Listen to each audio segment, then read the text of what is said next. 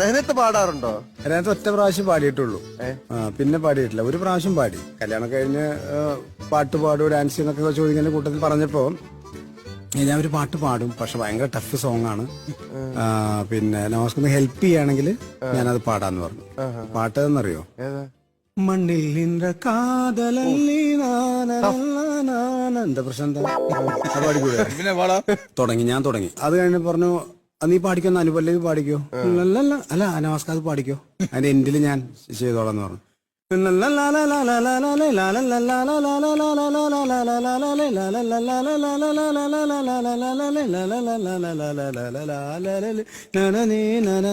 അപ്പൊ ഇവള് പാടുന്നില്ല.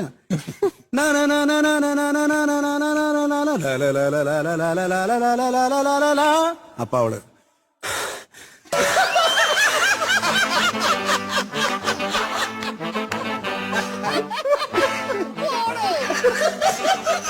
ഇത് 1% ഞാൻ കൂട്ടി പറയുന്നല്ല, നടന്ന കാര്യം. എന്നിട്ട് വീണ്ടും ഞാൻ മണ്ണിൽ നിன்ற കാതൽ.